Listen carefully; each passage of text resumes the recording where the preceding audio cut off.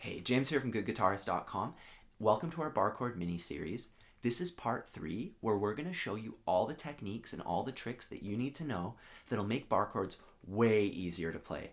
Now, if you watched parts 1 and 2, you've already learned 4 different barre chord shapes, and you've learned how to navigate all the way up and down the fretboard to make a ton of different shapes. You can now play major and minor chords in any key in 2 different places on the fretboard, and that's pretty cool.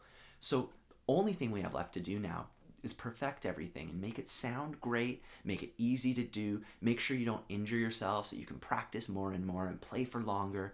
So let's just get straight to it. So now that we know what to play and we know where to play it in order to get all those chords like B flat and C sharp, the next step is to learn how to do it efficiently so that you can save your energy, build endurance, and so that you don't hurt your wrist, because that's really the biggest thing.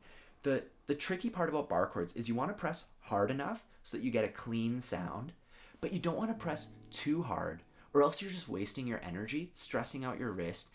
There are a lot of problems you can develop if you don't do this right, so let's take a moment to address some of them. First, we want to take a look at how high or low we're placing our finger on the fretboard, and that's mainly important because see all those little creases in your finger? If they line up with a string, it'll be a little harder to press that string down. And also based on the shape of your hand, sometimes if you put your finger a bit higher, it gets a bit easier. For other people, if you put your finger a bit lower, it gets a bit easier. So just nudge it up and down and figure out what works best for you. Next, we want to look at the rotation of our fingers. So if we push down with the palm side or the flat side, it's pretty soft.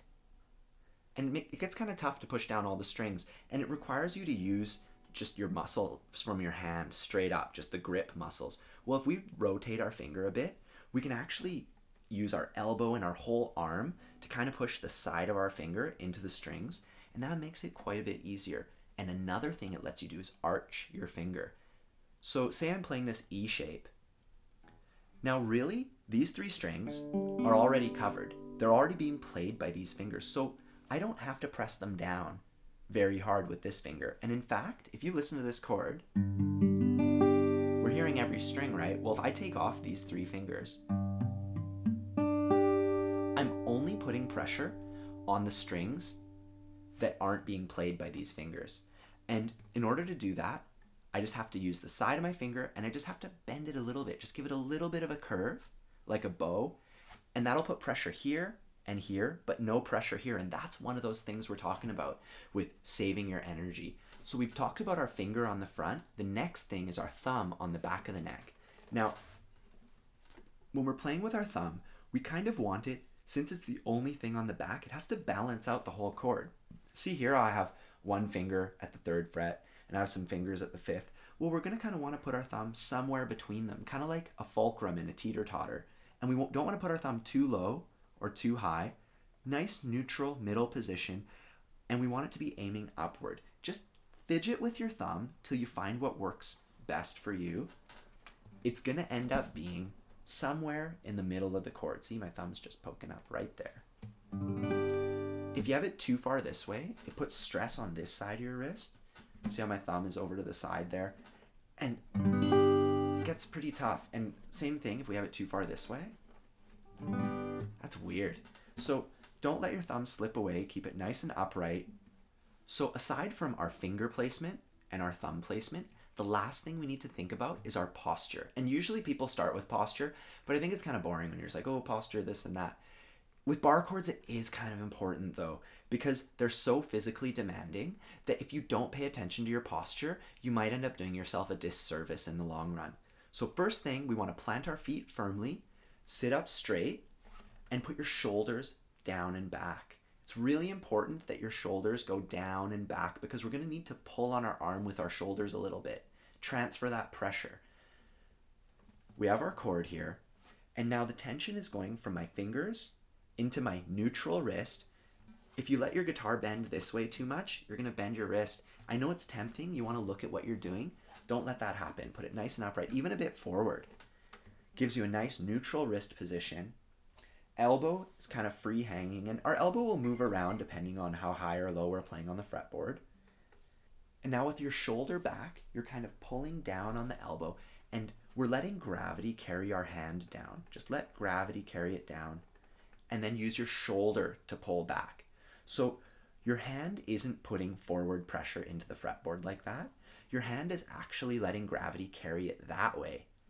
And then your shoulder is giving you a bit of that pressure. And if you do it right, you'll actually feel it in your core. You'll feel your abs, your back activate. And when you're at that point and you practice bar chords bit by bit every day, that's going to be the best way to build up endurance and to prevent injury. So just make sure that you're keeping your wrist nice and neutral, shoulder back, and that when you're practicing, you don't push it. Just practice to the point where you start to feel tired. If you feel anything tingling or anything like that, stop immediately, give it a break, maybe try it a day or two from then. And if you figure out what your perfect amount of practice time is, you'll find that it starts building every day and you get a bit more endurance until it hits a point where it's not an issue anymore. You know, you can just do your bar chords for however long, for a whole rehearsal. You could play 3 rehearsals in a day, whatever, and it won't be an issue. So before we go, I want to talk about how to practice bar chords a bit. We already did a couple exercises, one of them where we learned how to fret 2 strings, then 3, then 4, then 5, and then 6. And we did an exercise where we learned how to drag the open shape up a bit. You know, just getting used to moving that chord around. Well, really, the best thing you can do with bar chords is practice them every day. And that applies to pretty much everything. And I feel that to try to tackle the F chord right away or the B flat and B chords right away is pretty tough. So give yourself a bit of a break. Try to maybe practice the B major chord, because remember we talked about how the tension is lower up here. And just press it down for a bit and then let it off the fretboard. Press it down, let it off. So that way we're not just holding it down the whole time and building up tension. We're getting used to releasing the tension, giving our arm a chance to relax, to recuperate, and then pressing it down again.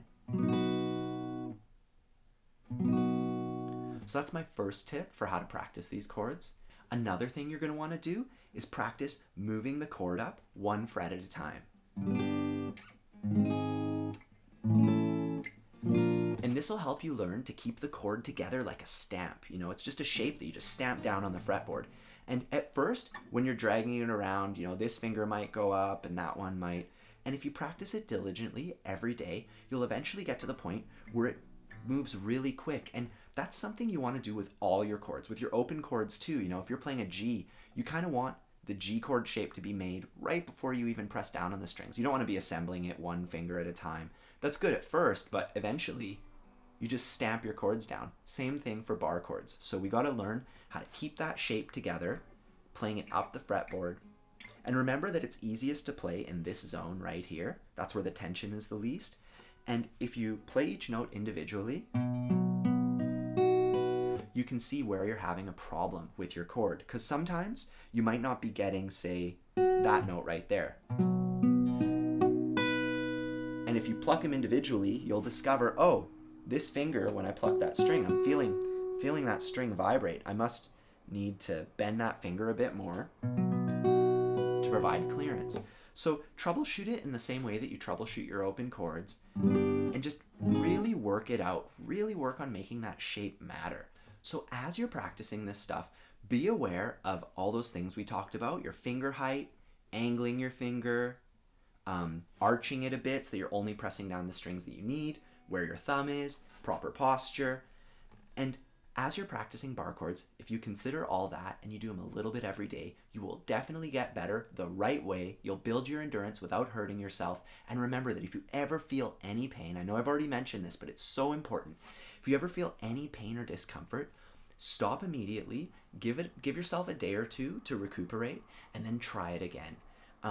If you feel pain, you're not actually building strength. You're just straining your tendons. So be aware of that, and learn a song that uses a bar chord as soon as you can, and that'll solidify these shapes. Bar chords are at the heart of understanding the fretboard, and a lot of things are based off of bar chords, so it's really worth your while to take your time with this and to understand the shapes we went over, how to play them, how to navigate the fretboard with them. If you want extra help, there's a link down below to our website, and you can practice along. There's play-alongs, diagrams, all that good stuff. Otherwise, thanks for watching. I hope you learned something, and we'll see you next time.